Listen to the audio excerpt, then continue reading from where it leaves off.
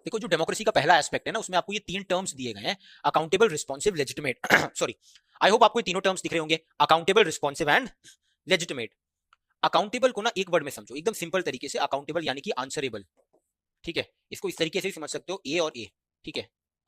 Accountable यानी कि answerable, responsive यानी कि रिस्पॉन्ड्स टू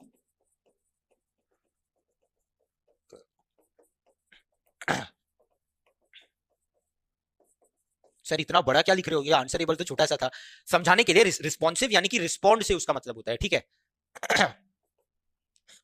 रिस्पॉन्सिव यानी कि यार ठंड बढ़ गई है तो थोड़ा गले में हिचकिच, लेकिन मैं स्ट्रेप्सिल्स वगैरह नहीं लूंगा, ठीक है। अरे भाई हम देसी आदमी है, हम क्या दूध में हल्दी डालेंगे, थोड़ा थोड़ा गुड़ डालेंगे। रिस्पॉन्सिव, रिस्पॉन्सिव यानी कि responds to the needs and demands of the people.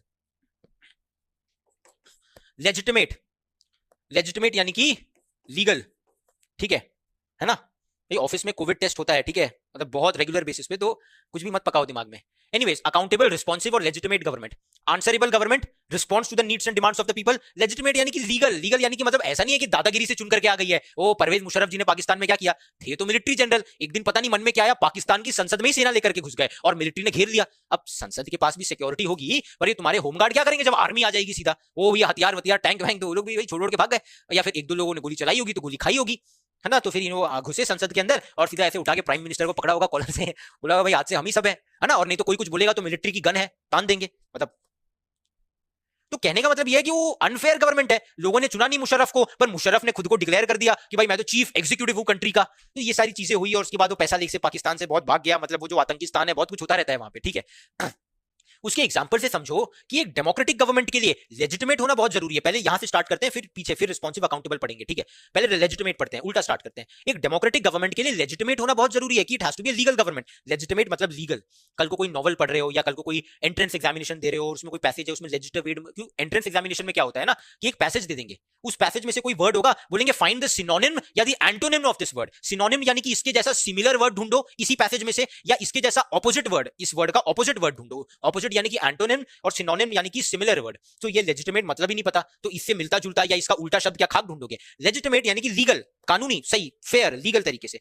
तो एक डेमोक्रेटिक गवर्नमेंट के लिए बहुत ज्यादा जरूरी है कि it has to be a government that is legitimate, जो भाई सही तरीके से चुन करके आई है ना। ये नहीं कि मतलब लोगों के कनपट्टी पे बंदूक रखी है, लोगों की मर्जी नहीं है, ओ बाप दादा का राज चल रहा है, पहले दादाजी थे फिर पिताजी है फिर अभी ये है, फिर इसका बेटा होगा इसका बेटा होगा, हमारी कोई मर्जी नहीं चलती। परिवारवाद या पुश्तैनी राज ही चलता है, वो डायनेस्टिक सक्सेशन वही चल रहा है यहाँ पे, डायनेस्टी सक्सीड की जा रही है।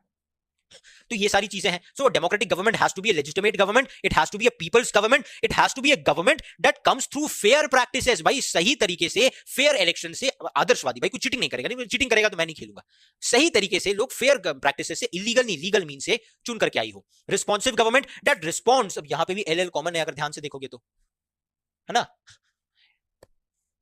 Yes, coming back to the topic, responsive government which responds to the needs and demands of the people। कि ये वो गवर्नमेंट नहीं होनी चाहिए चाइना की तरह कि भाई देखो ऐसा तो कॉन्स्पिरेसी है कि चाइना ने ही जो कोविड वायरस है, ठीक है, 2020 में इसका असर ज्यादा देखने मिला, पर 2019 के लास्ट के कुछ टाइम पे ये वायरस आया था, इसलिए इसको हम कोविड 19 कहते हैं।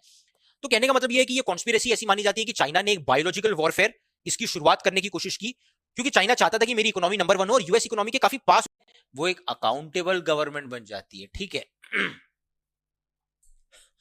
तो स्टूडेंट्स हमेशा याद रखना, how is a democratic government an accountable form of government. तो पहले वो चाहे मुझसे अकाउंटेबल फॉर्म ऑफ गवर्नमेंट पूछे, चाहे मुझसे रिस्पॉन्सिव फॉर्म ऑफ गवर्नमेंट पूछे, चाहे मुझसे लेजिटिमेट फॉर्म ऑफ गवर्नमेंट पूछे, सामने वाला कुछ भी पूछ ले, मैं उसका मतलब बता दूंगा जो शुभम सर ने बताया था। अकाउंटेबल यानी कि आंसरेबल, रिस्पॉन्सिव यानी कि it has to respond to the needs and demands of the people, and legitimate that it is a legal government, it has come to power through free and fair election, यानी कि it is a fair government, it's not an unfair government, it has not come to power through some through muscle and money, इस तरीके से money and muscle power से नहीं आया।